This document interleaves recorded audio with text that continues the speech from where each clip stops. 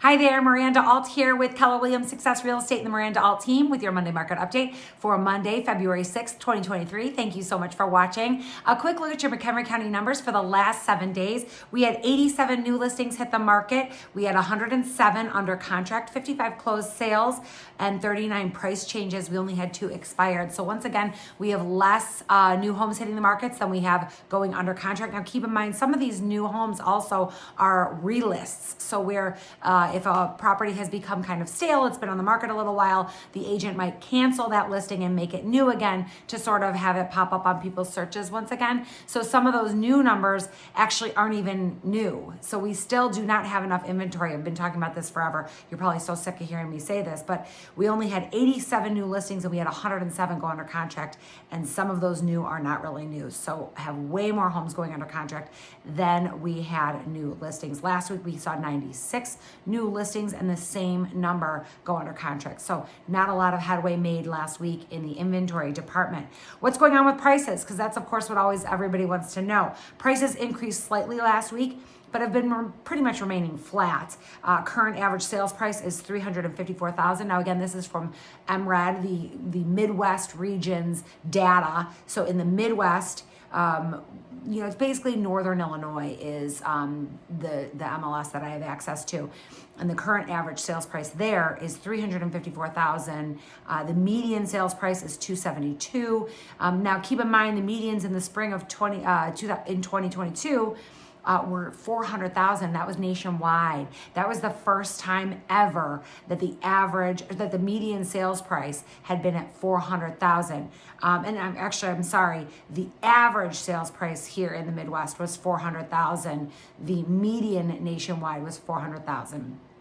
So we had much higher prices in the spring than we do right now. Prices have definitely come down, but prices are still up 32% since March of 2020. So a lot of people are asking, what's going to happen with prices? Are prices going to tumble? No, we don't anticipate that they will, and I'll talk about that in a little bit. Rental prices are still higher than this week last year, with the average being $2,100 on rent. Holy guacamole. That is a lot of money lit on fire. I had a first-time homebuyer seminar this past weekend, and we talked a lot about the benefits of renting the benefits of owning versus renting, especially if you are somebody that's spending $2,100 a month on rent. That is crazy. And you could buy a nice home for that amount. And we talked about some of the reasons why people aren't buying, why they're still renting. A lot of people think they need way more money for a down payment, and they simply don't. So if you are thinking about continuing to rent, or you're thinking you got to wait to buy because you don't have enough money saved up, please call me. Let's talk about this. I've got a bunch of data that I could give you on why it's better to buy no matter what situation you are in. Let's talk about it. What's going on with the economy? The 3 I's. You're probably so sick of hearing me talk about inflation, interest rates, inventory. They are all that we seem to talk about these days because they're all big factors determining what's happening with prices and what's going to happen with the housing market. So the Feds hiked the prime rate last week 0.25%, which is lower than they have the last few times. 0.25 basis points, as inflation numbers are coming in lower, showing that the inflation is slowing down and that we are getting ahead of some of this inflation. So inflation is still a problem, obviously, and the Feds will continue. Jerome Powell vowed that he will continue to fight inflation, but that we are seeing it come down. And so therefore, rather than hiking it 75 basis points, they hiked it only 25 basis points, which shows an improvement in inflation. Now, as you can see from this graph, as the Federal Reserves hike the interest rates, typically that means that the mortgage rates are increased. But that is not necessarily true.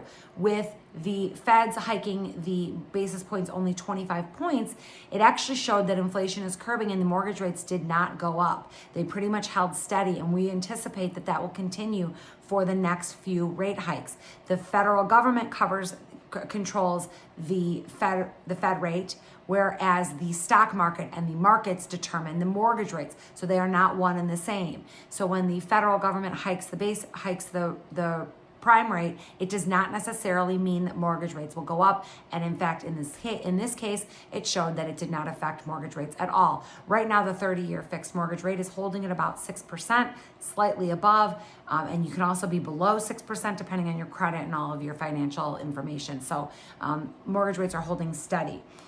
We had a strong jobs report last week on Friday showing that 517,000 new jobs were created in January. That was way better than expected. So we've got some good reports coming in on the economy economy front. Now, what are the headlines saying? Of course, because we're always going to talk about the headlines because those are always what's making everybody talk at the water cooler, although we don't really have those anymore because no one works at home or everyone works at home.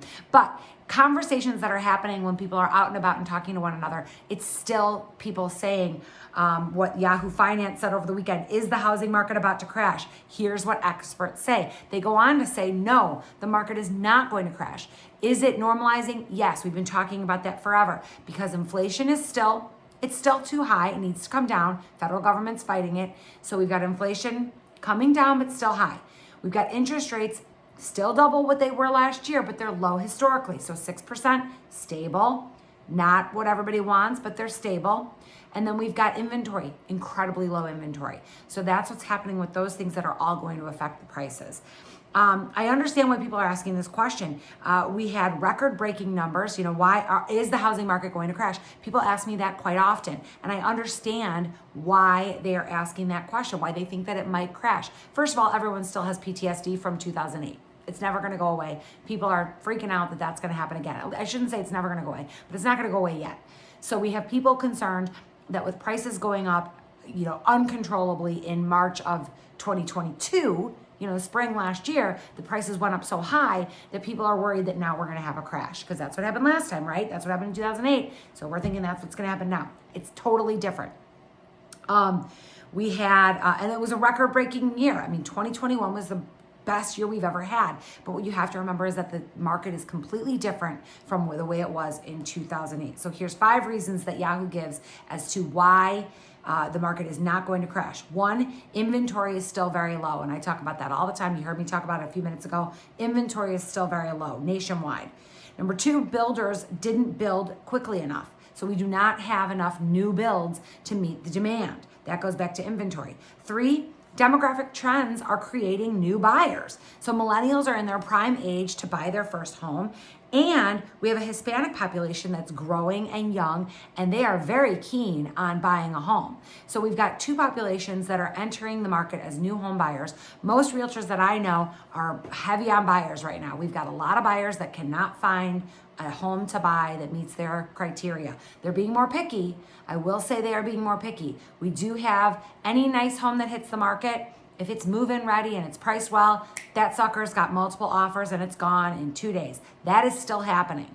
Now, we do see the homes that maybe need a little bit of work, they're not the most updated ever. Those are sitting on the market a little bit longer and they're having to give some pretty good discounts in order to go under contract. So if you're seeing that might be hard to understand why some homes are still sitting on the market longer and why some are still flying. It's because buyers are being a little bit more picky. At 6% interest rates, they're not ready to just jump on whatever they can find. Number 4 on why we're not going to have a housing crash is lending standards remain high. So we still have a very, very, very strict mortgage market. So in 2008, anybody with a pulse could get a loan. It was called no doc loans, and those are not allowed anymore. If you went into a lender in 2008 and said, I make $1 million a year, they're going to say, great, here's a loan. You can have whatever you want. That is not the case anymore. Now we need to see documentation of your pay, your income. All of it's got to be verified. Everything is much more strict. Number 5, foreclosure activity is muted. People do not understand. I have people coming up to me all the time. Oh, I'd like to buy a foreclosure. I'd like to buy a real estate owned property. They are few and far between. We still have some, but not very many. Why? Because most sellers have equity in their homes. They have more equity than they've ever had before. So therefore, they are not going to go in foreclosure. And banks don't really want your property. They don't really want to be in the home selling industry. That is not what they want to do. They want to lend money and they want to stick to what they do. They do not want to own properties. So foreclosures from people being in forbearance in 2020 during the pandemic are almost non-existent. Most of those people the banks went back to them and said, hey, we want you to keep your house. We're going to help you out. And the banks helped them get out of that forbearance and helped tack on the money that they owed onto the end of their mortgage, so they are not going to go into default. So a lot of people think that mortgages are going to, or foreclosures are going to hit the roof, and they're just simply not going to. One last thing, according to Lawrence Yun, high price regions such as California are the most vulnerable to a downturn in prices, but those of us here in the Midwest, our weather might suck, but the Midwest, on the other hand, is unlikely to see a decline in home prices overall. That is according to Lawrence Young, the chief economist of the National Association of Realtors. So it might not be so bad living in the Midwest. We might have snow outside, but at least our home prices aren't going to decline. I'm Miranda Alt with Keller Williams Success Real Estate and the Miranda Alt team. Thanks so much for watching. Hope you have a great rest of your Monday. If you live here in the Midwest with me, get out and enjoy the sunshine while it lasts. We're not going to see it long. Have a great rest of your Monday. Bye.